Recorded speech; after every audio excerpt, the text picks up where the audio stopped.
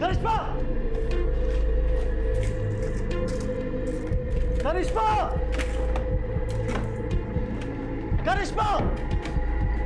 करिश्मा! योगेश, क्या हुआ? क्यों चिल्ला रहे हो? कहाँ है मेरी दवाइयाँ? वो डस्टबिन में डाल दी थी मैंने। मेरी दवाइयाँ उठा के तुमने डस्टबिन में डाल दी। वो तुमने कहा था ना तुम अच्छा महसूस कर रहे हो, तो इसलिए मैंने महसूस कर रहा हूँ। तुम लोग मिलकर ना मुझे पागल करना चाहते हो, है ना?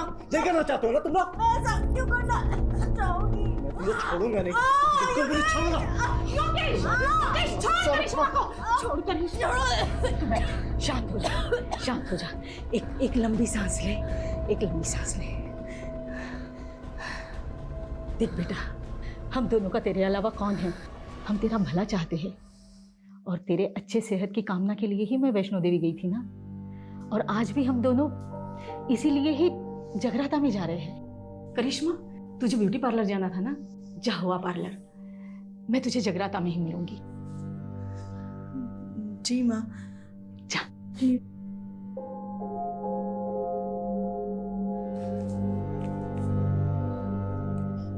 Take rest Yogesh.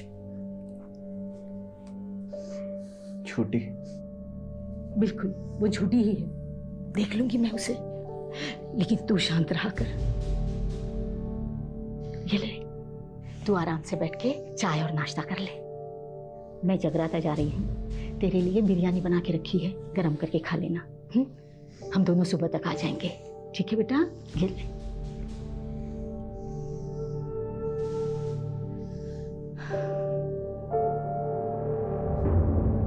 सब झूठ है,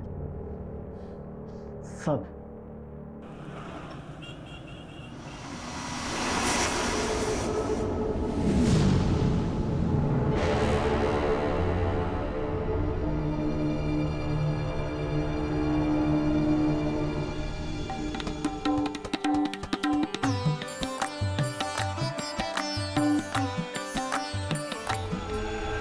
दिया। आई एग्री सर, राजीव ने जो किया वो गलत था, लेकिन आप उसका रिजल्ट भी तो देखिए सर। बंटी जो 2 साल से फरार था, हमारे हाथ नहीं आ रहा था, ओनली बिकॉज ऑफ राजीव वो आज हमारी कस्टडी में है। आप राजीव को बुलाइए। Sir. Sir, relax. Thank you sir. Rajiv तुम्हें सस्पेंड नहीं कर रहे हैं, लेकिन अगले 1 महीने के लिए तुम कंट्रोल रूम में पोस्टेड रहोगे। But sir. डिसीजन लिया जा चुका है, please don't argue. But sir तुम आज ही कंट्रोल रूम ज्वाइन करोगे। सर मैं मानता हूँ कि मैंने कानून तोड़ा है, लेकिन आप ही बताइए, अगर एक एम्बुलेंस इमरजेंसी में सिग्नल तोड़ती है तो क्या आप एम्बुलेंस के ड्राइवर पर कानून तोड़ने का चार्ज लगाएंगे? हाँ, मेरा तरीका गलत हो सकता है, लेकिन मेरा इरादा बिल्कुल भी नहीं सर। जय हिंद सर।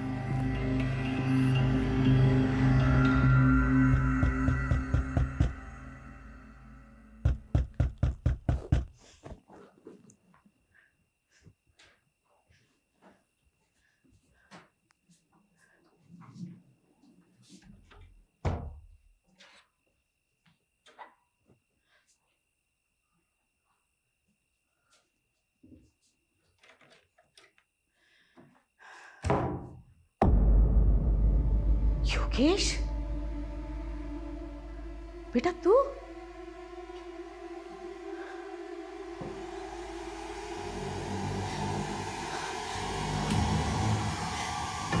क्या है ये? योगेश! मरा नहीं माँ, कुछ मारा गया। योगेश! योगेश! योगेश! माँ, फिर से बुरा सपना देखा?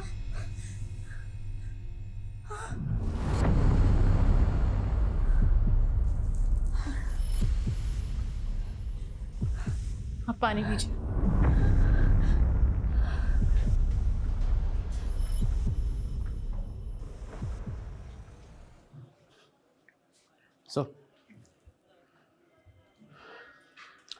सॉरी सर, शिवा को पकड़ने का प्लान हम दोनों का था और सजा भी हम दोनों को ही मिलनी चाहिए थी। तू क्यों गिल्ट फील कर रहा है? तुझ पे थोड़ी सीनियर्स पे गुस्सा हूं मैं। ये पटक दिया कंट्रोल रूम में, उससे अच्छा सस्पेंड ही कर देते। सर, आपकी माताजी आई है। मेरा मतलब आपकी मम्मी की सिफारिश लेकर कोई माताजी आई है। कौन है? मेरा नाम गीता गुप्ता है और ये है मेरी बहू करिश्मा। आपकी माँ जब भी यहाँ होती है तो वो और मैं एक ही माता की चौकी मंडली में जाते हैं। ओह आई एम सॉरी बट 4 महीने पहले आपके ही बेटे योगेश की हार्ट अटैक से मौत हुई थी, राइट? मेरे बेटे की मौत हार्ट अटैक से नहीं हुई, उसे मारा गया था। एक सेकंड। आपकी बेटे के मौत के 4 महीने बाद आप ये कह रही है कि उसका मर्डर हुआ था। ये किस बेसिस पे कह सकती है आप? उसने मुझे खुद बताया है कि उसका मर्डर हुआ है। योगेश! मरा नहीं माँ, मुझे मारा गया। उसने मुझे सपने में आके ये सब बताया। देखिए, मैं जानती हूँ आपको मम्मी की बात पर विश्वास नहीं होगा, पर जब से योगेश गए हैं तब से मम्मी को डरावने सपने आने लगे हैं। योगेश मुझे कुछ कहना चाहता है, वो अपने मौत का इंसाफ चाहता है, इसीलिए हम दोनों यहाँ आए हैं। गीता जी, मैं आपसे क्या कहूँ? देखिए, मैं चाह कर भी आपकी मदद नहीं कर सकता क्योंकि आपके पास कोई केस ही नहीं है। देखिए, किसी भी डरावने सपने को बेस बना के हम इन्वेस्टिगेशन नहीं कर सकते हैं। इसका मतलब तुम्हें मुझ पे विश्वास नहीं है? देखिए गीता जी, आई एम रियली सॉरी, मैं आपकी कोई मदद नहीं कर सकता। ठीक है बेटा, जैसे तुम्हारी मर्जी।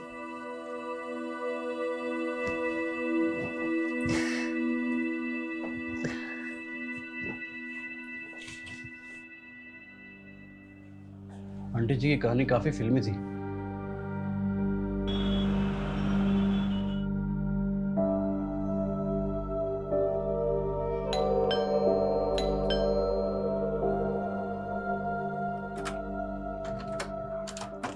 अरे आप लोग यहाँ इस वक्त?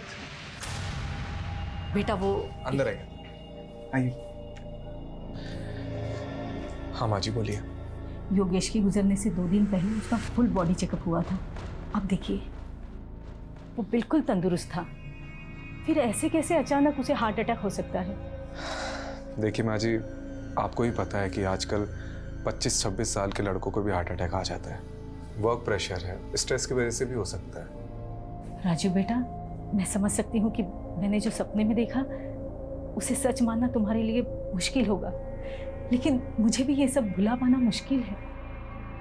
देखिए मम्मी जी बस ये चाहती हैं कि एक बार योगेश का केस आप इन्वेस्ट। कम से कम मुझे ये अफसोस तो नहीं रहेगा कि मैंने सच्चाई जानने की कोशिश ही नहीं की। ओके, कल आप दोनों हेडक्वार्टर आ जाइएगा, मैं केस को रीओपन कराने का रास्ता ढूंढता हूँ। सर, आप भावुक होकर भूल कर रहे हैं। इस केस को हाथ में लेने का मतलब है हवा को हाथ में पकड़ना। कुछ हाथ नहीं लगेगा सर। सर ये लीजिए, चाय पीजिए। सर आप बताइए, इन्वेस्टिगेशन कैसे करेंगे? मुझे पता है कंट्रोल रूम से इन्वेस्टिगेशन अलाउड नहीं है, पर गीता जी जिद पे अड़ी है, एटलीस्ट उनको तो सुकून मिलेगा। अनऑफिशियली सही, लेकिन मुझे करना पड़ेगा। और पता है कल क्या कह रही थी? योगेश की डेथ के 2 दिन पहले उसका हेल्थ चेकअप हुआ था और वो पूरी तरह से फिट था। सर वैसे ही उसकी डेथ रिपोर्ट भी कह रही है there is no foul play. और सर हार्ट अटैक आजकल लॉटरी की तरह हो गया है, कब किसकी निकल जाए कुछ पता नहीं। सर एक बात बताइए, एक तो 4 महीने पुराना केस है, ऊपर से लाश का पोस्टमार्टम नहीं हुआ है, सारी की सारी अस्थियां गंगा में बहा दी गई है। बचा क्या है हमारे पास इस केस में सर, सिवाय एक माँ के सपने के? आइए गीता जी, शुरू से शुरू करते हैं। 29 मार्च, जिस दिन आपके बेटे योगेश की डेथ हुई थी, उस दिन क्या क्या हुआ था? 29 मार्च को सुबह 4-4:30 बजे के आसपास मैं और करिश्मा जगराता से वापस घर पे लौटे थे।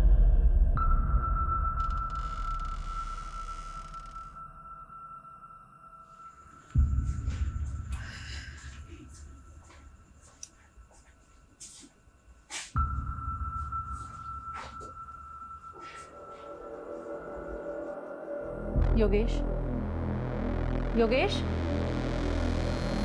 योगेश, योगेश, क्या हुआ बेटा? क्या हो गया? योगेश! बेजान पड़ा था मेरा बेटा। हमने फौरन डॉक्टर को बुलाया, डॉक्टर ने योगेश को डेड डिक्लेयर कर दिया। और अगले दिन जब योगेश की मेडिकल रिपोर्ट देखी तो सवाल ये उठा कि अचानक ऐसे कैसे योगेश की मौत हार्ट अटैक से हो सकती है। इसीलिए मैंने FIR दर्ज कराई थी। आपने जो पुरानी FIR दर्ज करी है उसकी डिटेल्स दीजिए, मैं वो फाइल मंगवाता हूँ।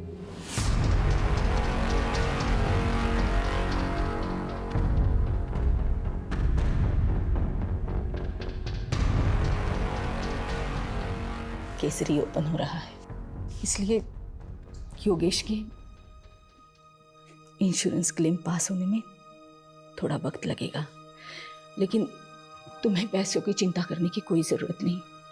मैं तुम्हें हर महीने। माँ प्लीज़, मुझे पैसे की ज़रूरत नहीं है, आप खाना खाइए।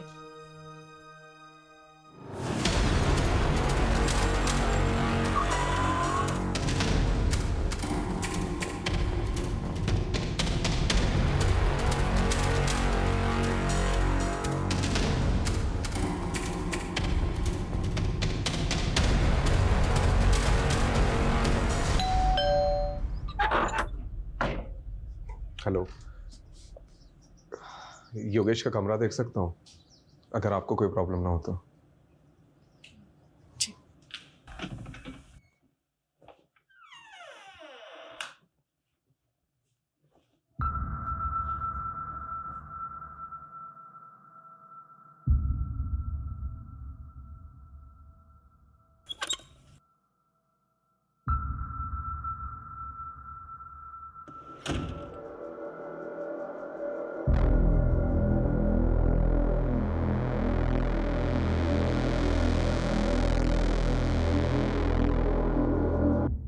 ये दोनों मेरे पोते हैं, युवराज और योहान, दून स्कूल में पढ़ते हैं।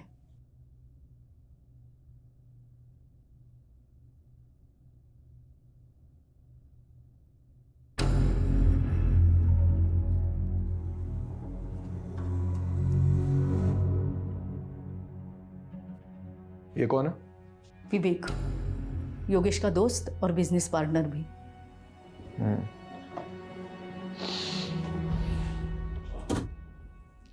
ये लैपटॉप किसका है?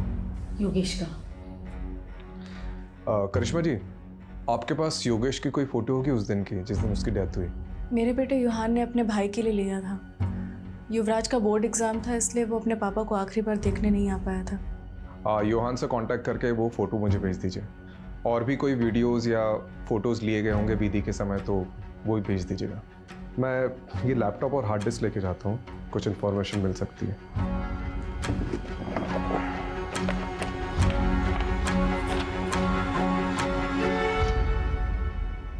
ये कौन सी दवाई ले रहा था योगेश? Anti anxiety pills. आज जो अपॉइंटमेंट है आप उसकी लिस्ट लेके आए। देखिए आज डॉक्टर साहब मुझे अभी आपसे बात करनी है, बहुत जरूरी। ओके काम डाउन नहीं डॉक्टर साहब, काम डाउन। नहीं डॉक्टर साहब, योगेश काम डाउन। क्या चला आपको समझ में नहीं आ रहा मेरे साथ क्या हो रहा है? योगेश शांत हो जाओ, शांत हो जाओ योगेश, रिलैक्स। अब बोलो योगेश, क्या बात है? सो नहीं पा रहा हूँ, कल से भी पूरी रात जागा रहा मैं। दिमाग कह रहा है सो जाओ सो जाओ, पर आंखें दिमाग का साथ ही नहीं दे रही। स्लीपिंग पिल्स दी थी ना, काम नहीं कर रही? नहीं डॉक्टर, अगले महीने 28 तारीख को मेरी मीटिंग है दुबई में। करोड़ों की डील है और मेरा हाल देख रहे हैं आप। इस साल में गया तो मैं बर्बाद हो जाऊंगा, बहुत भारी नुकसान हो जाएगा। डॉक्टर मुझे हैवी डोज दीजिए डॉक्टर, मैं महंगे से महंगा इलाज कराने के लिए तैयार हूँ। योगेश का मन बहुत बेचैन रहता था। जब मेरे पास आया था उसके मन में अजीब सा डर बैठ गया था, जिसका मैंने ट्रीटमेंट भी शुरू कर दिया था और उसको कुछ दवाइयाँ भी लिख के दी थी। तो उसे कुछ फायदा हुआ था? बिल्कुल, 1 हफ्ते में तो बिल्कुल ठीक हो गया था। क्या एंजाइटी से हार्ट अटैक हो सकता है? चांसेस हैं, एंजाइटी के कारण हार्ट अटैक हो सकता है, लेकिन सुसाइडल टेंडेंसी भी हो सकती है।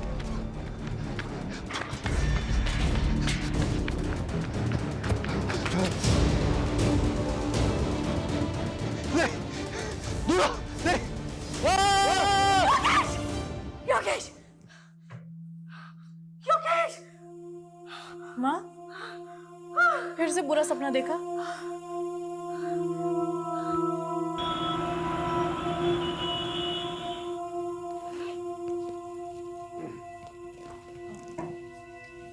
इस पेनड्राइव में योगेश की आखिरी फोटोज हैं और एक रिलेटिव ने फ्यूनरल की कुछ वीडियोस भी ली थी, वो भी हैं।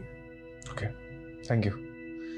वैसे उस रात जब आप दोनों जगराता के लिए चले गए थे तो योगेश से मिलने आया था कोई, या कुछ अजीब हुआ था उस रात? 3 लोगों से पूछताछ बाकी है। एक विवेक, योगेश का बिजनेस पार्टनर, और दूसरी आयशा, उसकी सेक्रेटरी। तीसरा कौन है सर? योगेश के घर का वॉचमैन बबलू, क्योंकि गीता जी और करिश्मा के जाने के बाद क्या हुआ उसी को पता होगा। देखते हैं वॉचमैन ने कितनी वॉच रखी घर पे। ये कितनी की गाड़ियाँ?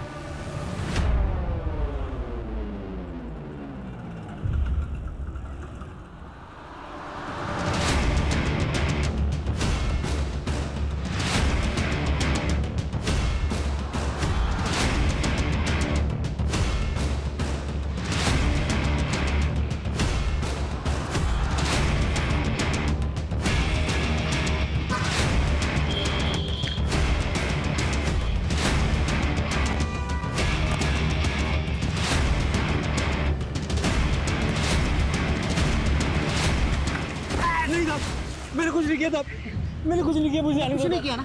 Very good. हम भी ऐसे ही इंसान को ढूंढ रहे जिसने ना कुछ भी नहीं किया, बाद में ना सब कुछ बता। देख बबलू, डर मत।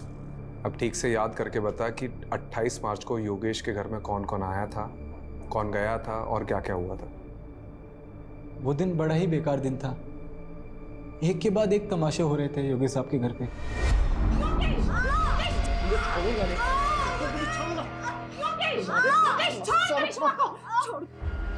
फिर गीता जी आई, उन्होंने योगेश साहब को समझाया।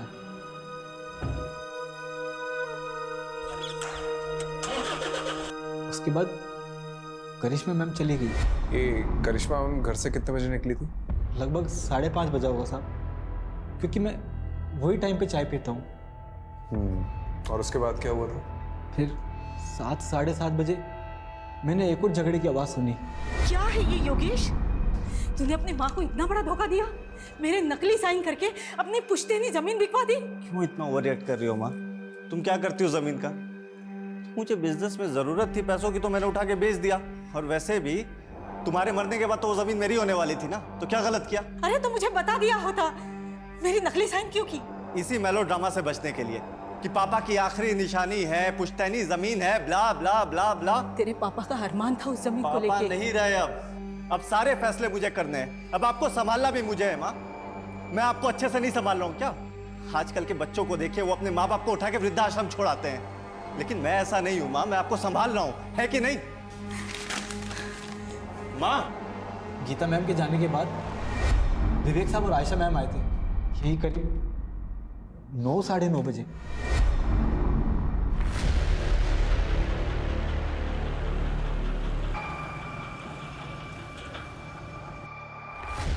विवेक सर और आयशा मैडम जी जब आए तब घर के अंदर जाने से पहले दोनों काफी देर तक कार में कुछ बातें कर रहे थे।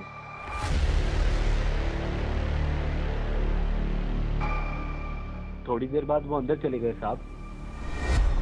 तो इसकी रजिस्टर में एंट्री क्यों नहीं करवाई? साहब ये दोनों अक्सर वहाँ मिलने आया करते थे। बबलू तो फिर से मत कहना कि तूने फिर से कोई झगड़े की आवाज़ सुनी थी।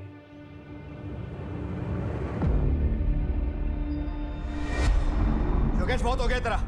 मान ले मेरा प्रपोजल, मैं तंग आ गया हूँ तेरी जिद से। तंग तो मैं आ गया हूँ, हर बार तेरी वजह से मुझे घाटा हुआ है। अबे गधा है तू, एक नंबर का गधा। साले अगर नंगों के शहर में ना तुझे लंगोट बेचने के लिए बेच दूं तो वो भी नहीं बेच सकता तू। साले बहुत सुन ली मैंने तेरी बकवास। तू मुझे अपना डिसीजन बता कि तू है या नहीं मेरे साथ। नहीं हूँ, बोल अब क्या करेगा बोल। कॉलर छोड़। नहीं छोड़ूंगा, कॉलर छोड़। नहीं छोड़ूंगा साले। काम डाउन, इधर बैठो तुम। सिट। सर आप भी बैठिए। आप लोग दोस्त हैं और बिजनेस पार्टनर्स हैं। अगर आप साथ में काम नहीं कर सकते तो अलग हो जाइए। ये क्या तरीका है? आयशा मैडम ने बात को संभाल लिया, फिर दोनों शांत होकर बैठ गए। थोड़े टाइम बाद आयशा मैम वहाँ से चले गए और फिर ठीक आधे घंटे बाद विवेक साहब भी वहाँ से चले गए गाड़ी में बैठकर। उसके बाद कोई नहीं आया साहब। कोई आया नहीं है? तूने देखा नहीं? साहब 12 बजे मैं सोने चला जाता हूँ, उसके बाद कोई आएगा भी तो कैसे पता लगेगा मुझे? ये सब तूने गीता जी और करिश्मा को बताया था? नहीं साहब, किसी ने पूछा नहीं तो सामने से जाके क्या बताता साहब। वैसे योगेश साहब बहुत अच्छे इंसान थे साहब, दिलदार थे। अरे बबलू जी साहब। कोई वो तो कुछ नहीं साहब, बस वो। ये लो 1 लाख रुपए पूरे तुम्हारी माँ के इलाज के लिए, अच्छे से करवाना। शुक्रिया साहब, मैं ये रकम आपको जल्दी ही 1 साल में वापस लौटा दूंगा साहब। मेरे पैसे मेरे अपने ही खा जाते हैं। मजाक कर रहा हूँ, पैसे लौटाने की कोई जरूरत नहीं, ठीक है? शुक्रिया साहब, बहुत बहुत शुक्रिया।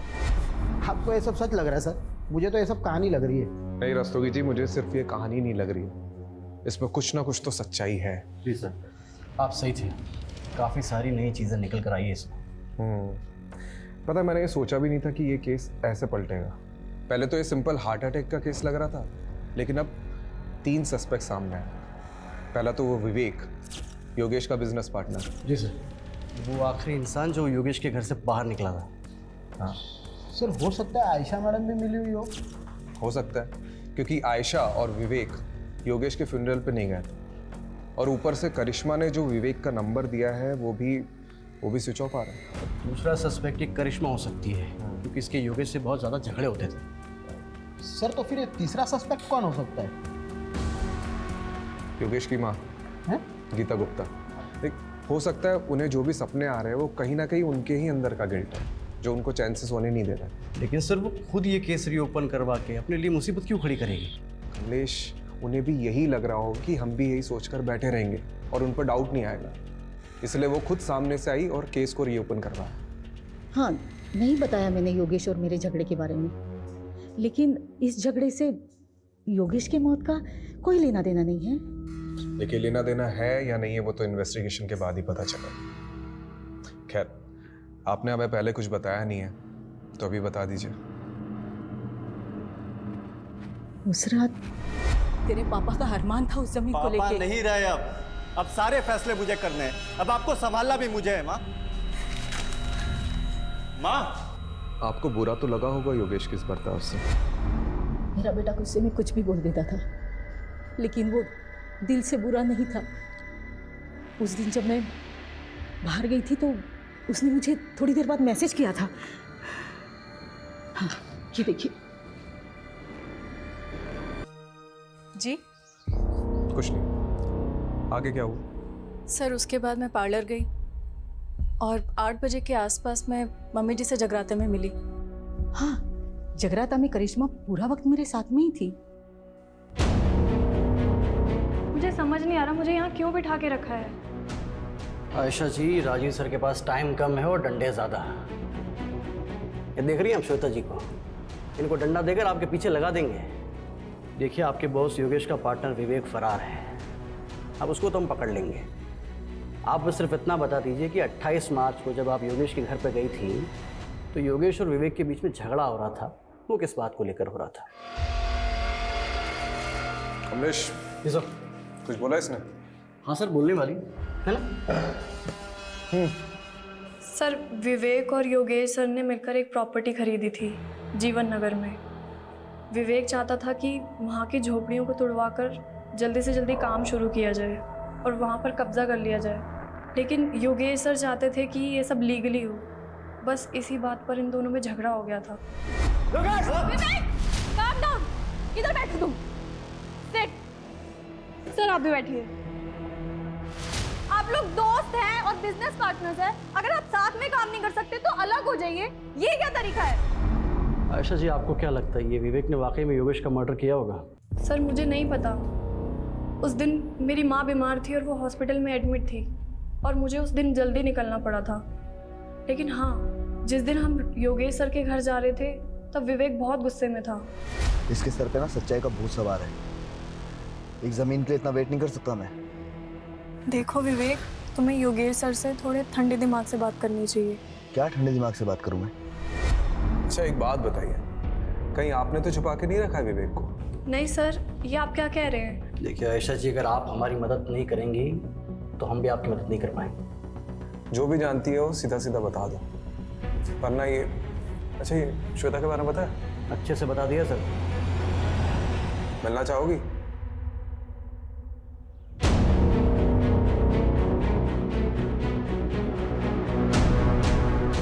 सर, आयशा ने जो लोकेशन बताई थी उस पर हम नजर रखे हुए हैं।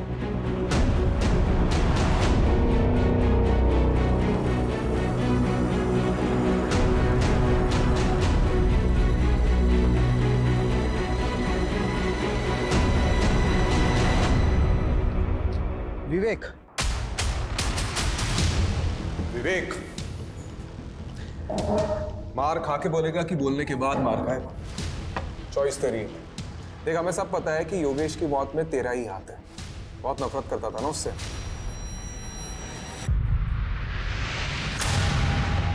कितने? 12 लाख रुपए। और ब्याज कर मिलाकर कितने देने तेरे को? 15 लाख रुपए चोपड़ा को। चले एक बार मार्केट से पैसा उठाने से पहले मुझसे पूछ तो लिया होता।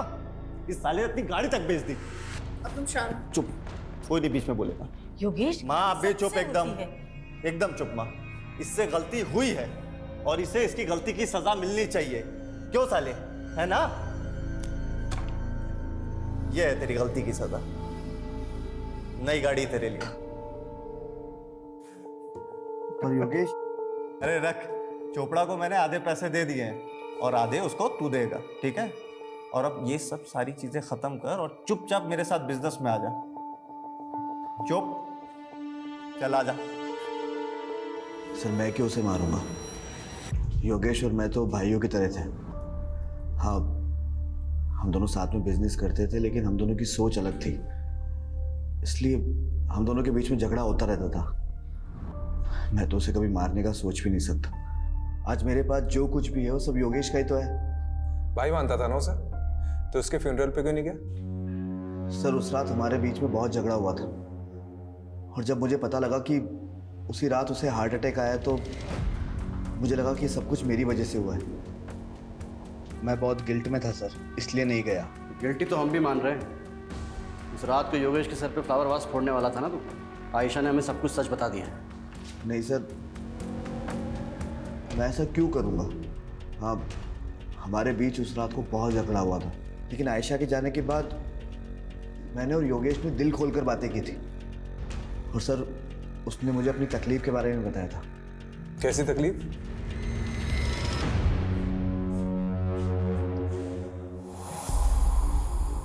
सब गलत हो रहा है यार, खुद पर काबू ही नहीं रहता। रोज झगड़ा होता है करिश्मा से। आज भी मैंने उसको बहुत भला बुरा बोला, बहुत झगड़े हुए, लड़ाई हुई, माँ को भी नहीं छोड़ाया। अपनी इन्हीं हरकतों की वजह से मैंने बच्चों को यहाँ से दूर किया। लेकिन यार तू तो बता रहा था कि डॉक्टर अग्रवाल की दवाइयाँ तेरे पर काफ़ी असर कर रही है। जिस दिन लेता हूँ तब तक असर करती है, और जिस दिन नहीं लिया तो तू टेंशन मत ले। मैं ना एक साइकेट्रिस्ट को जानता हूँ। मैं बात करता हूँ ना तेरे लिए। तू रिलैक्स कर। मुझे पता है तुझे बेस्ट रिलैक्स कराने का तरीका। एक मिनट रुक।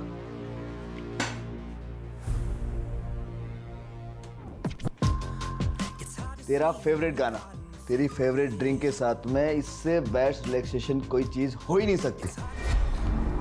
सर जब मैं वहां से निकला तो योगेश बहुत अच्छे मूड में था, और उसका मेरे जाने के बाद भी मुझे टेक्स्ट भी आया। तेरे जैसा यार कहाँ ऐसा यार आना। सर अगर मुझे पता होता कि ये सब कुछ होने वाला है तो मैं वहां से जाता क्यों? ठीक है, तुम जा सकते हो, लेकिन हाँ, शहर छोड़ के जाने की सोचना भी नहीं। ठीक है सर।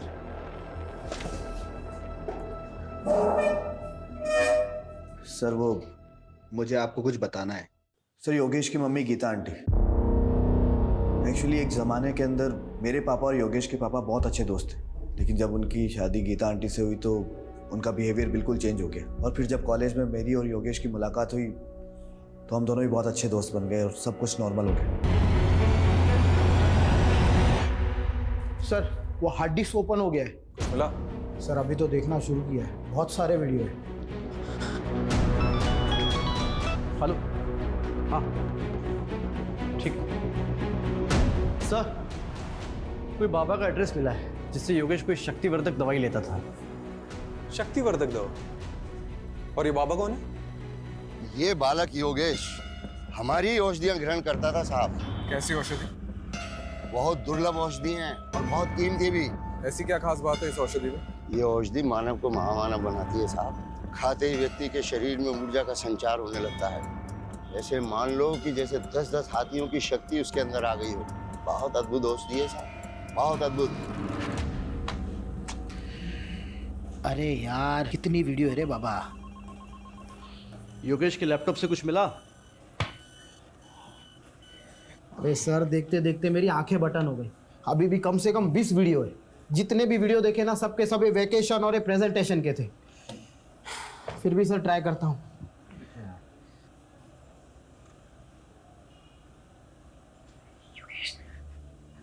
दूर रहो मुझसे, योगेश दूर रहो मुझसे। योगेश प्लीज दूर हो मुझसे। सर एक मिनट, ये सुनिए।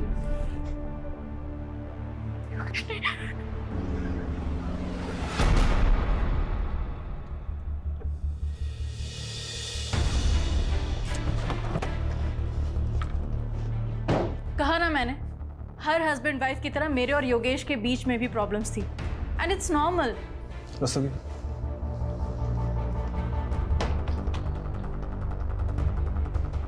दूर हो मुझसे योगेश, दूर हो मुझसे। ये सब आपको नॉर्मल लगता है? डरो मत करिश्मा। योगेश नहीं। I can't believe it. वो ये सब शूट भी करता था। परवर्ट। देखिए, ये वीडियोस कभी भी बाहर नहीं आएंगे, लेकिन योगेश की मौत का सच हम बाहर ला कर रहेंगे, और इसके लिए आपका सच बोलना बहुत ज़रूरी है। हमें पता चला है कि योगेश किसी बाबा से शक्तिवर्धक दवाइयाँ लेता था। हाँ, योगेश की अजीब सी फैंटेसीज थी। जब हम दोनों अकेले होते थे ना घर में, तो ऐसा लगता था उसकी फैंटेसीज को पंख लग गया हो। वो अजीब बिहेव करता था। करिश्मा आज ये ट्राई करते हैं, है ना? पागल हो गए हो क्या? This is so wild. बिल्कुल भी नहीं। करिश्मा कसम से एक्सट्रीम तक नहीं जाएंगे हम। पति था मेरा, मैंने उसकी बात मान ली, लेकिन योगेश उस दौरान इतना वहशी हो जाता था, एकदम हैवानियत पे उतर आता था, जैसे मैं उसकी बीवी नहीं कोई शिकार हूं। दूर रहो मुझसे योगेश, दूर रहो मुझसे। योगेश बच प्लीज, योगेश दूर रहो मुझसे। डरो मत करिश्मा। योगेश नहीं, प्यार से मारूंगा। योगेश, योगेश। पेन में एक अजीब प्लेजर मिलने लगा था उसे, और फिर एक दिन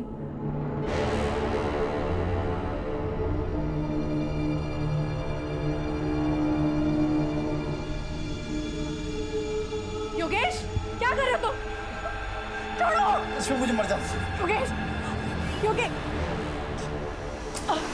योगेश, क्या हो गया तुम्हें? I'm sorry करिश्मा, पता नहीं मुझे क्या हो जाता है। मैं कैसे ऐसा कर सकता हूँ? मैं कैसे तुम्हें मार सकता हूँ? योगेश, ये सब वो दवाइयों का असर है ना? मैं काबू हो जाता हूँ। मैं प्लीज मुझे खुद को योगेश से बचाना था, साथ ही साथ योगेश को योगेश से बचाना था। इसलिए मैं हर वो चीज़ हटा देती जो उसके लिए जानलेवा हो सकती थी। सीजर, नाइफ, स्क्रू ड्राइवर, सब कुछ। तो ये सब आपने गीता जी को बताया? नहीं, प्लीज आप उन्हें कुछ मत बताइएगा, उन्हें बहुत दुख पहुंचेगा। And it's my request, please. इतना सब होने के बाद भी आपने योगेश से कभी तलाक लेने के बारे में नहीं सोचा? माना कि योगेश ने पिछले 1 साल में मुझे बहुत तकलीफ दी थी, पर 15 साल का रिलेशन था हमारा, और ये 15 साल हमने हंसी खुशी बिताए। वो मेरा पति था, मेरे बच्चों का पिता। आप ऐसा सोच भी कैसे सकते हैं? देखिए, मेरा इरादा आपको हर्ट करने का नहीं था।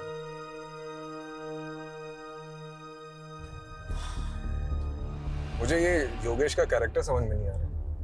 राम और रावण दोनों बसे थे सर उसमें। कमलेश, राम और रावण तो हम सब में बसे होते हैं। अब मैटर ये करता है कि हमारा दिमाग किसकी सुनता है, राम की या रावण की। सर बात वहीं आकर रुक जाती है। योगेश का अगर मर्डर हुआ है तो मोटिव किसके पास था? विवेक, जिसकी उसने बहुत बेइज्जती की थी। नहीं नहीं नहीं, इन सब में सबसे ज्यादा सफर करिश्मा ने किया है। तो अगर किसी के पास सबसे ज्यादा स्ट्रॉन्ग मोटिव है तो वो है करिश्मा। सर आपका शक अगर सही भी है तो करिश्मा ने करिश्मा किया कैसे? योगेश की माँ ने हमें गवाही दी है, करिश्मा जगराते में रात भर उनके साथ थी। लेकिन ऐसा कौन कह रहा है कि हमें गीता जी पर भरोसा कर लेना चाहिए? वो भी तो अपनी बहू के साथ मिली हो सकती है। चेक करो, इन सब पर नजर रखो। और हाँ, इनके मोबाइल डिटेल्स, लोकेशन डिटेल्स और सोशल मीडिया डिटेल्स सब चेक करो, इंक्लूडिंग गीता जी।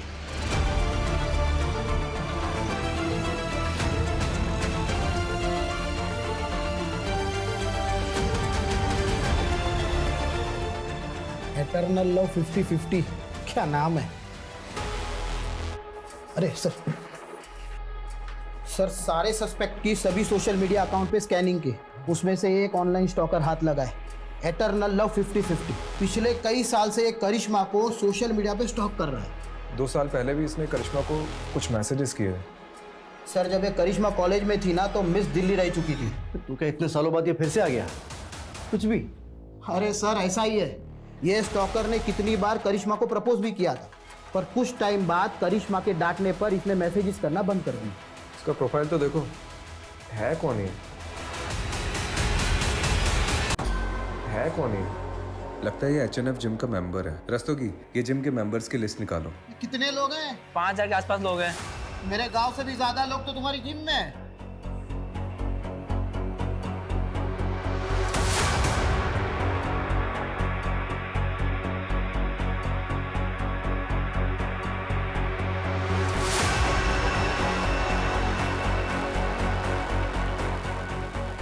कुछ मिला? सर पूरा का पूरा कच्चा चिट्ठा मिला है। ये देखिए, हमने ये जिम मेंबर्स की लिस्ट देखी थी और इसमें जो ये नंबर्स दिए गए हैं इन सब की लोकेशन को हमने मैच किया। उनमें से सर ये एक नंबर मर्डर वाली रात उसी एरिया में एक्टिव था। रात को 1 बजे इस नंबर पर पहले कॉल आया और उसके बाद एक मैसेज।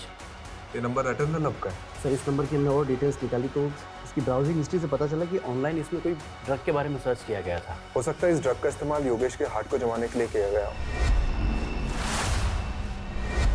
ताकि नेचुरल डेथ की आड़ में मर्डर को छुपाया जा सके। ये नंबर किसके नाम पर रजिस्टर्ड है? हाँ मैं आ रही हूँ, लेकिन आप बताएंगे बात क्या है? अरे बैठ। देखिए आप ये ठीक नहीं कर रहे हैं, आप मुझे ऐसे जबरदस्ती नहीं रख सकते। ओह, तू कुछ नहीं बोलेगा ना तब भी तू फंस चुका है। एटर्नल लव, क्योंकि तेरे साथी ने सब कबूल कर लिया। मुझसे गद्दारी? गद्दारी नहीं, समझदारी की उसने। अब तू डिसाइड कर तुझे क्या करना है।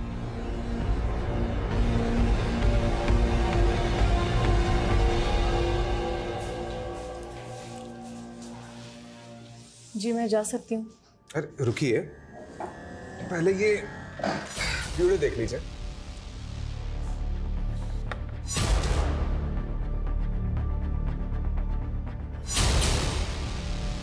करिश्मा जी, आपके एटर्नल लव ने अपना जुर्म कन्फेस कर लिया है।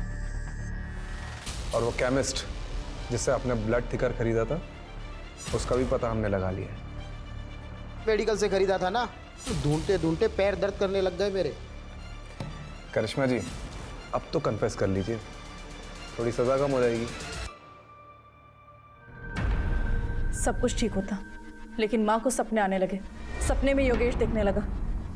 उन्होंने पुलिस स्टेशन आने का मन बना लिया, इसलिए मजबूरन मुझे भी उनके साथ आना पड़ा, ताकि उन्हें मुझ पर कोई शक ना हो।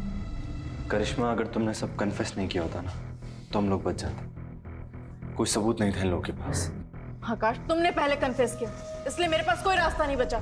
झूठ मत बोलो, देखा था मैंने तुम्हें इस लेडी कांस्टेबल को अपना कन्फेशन लिखाते हुए।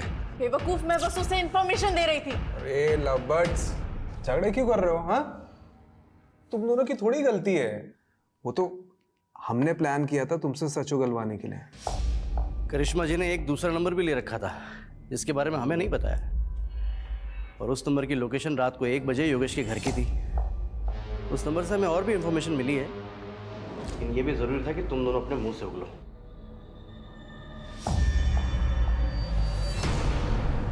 मैंने योगेश की दोस्ती आकाश से कराई थी, ये भी प्लान का एक हिस्सा था। उस रात हमारे जाने के बाद आकाश घर पर आया था। आकाश तू? योगेश, अरे वो दरवाजा खुला देखा तो मैं अंदर आ गया।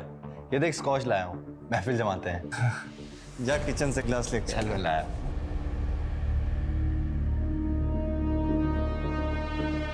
प्लान ड्रिंक में ब्लड थिकर मिलाकर पिलाने का था, ताकि किसी को शक ना हो।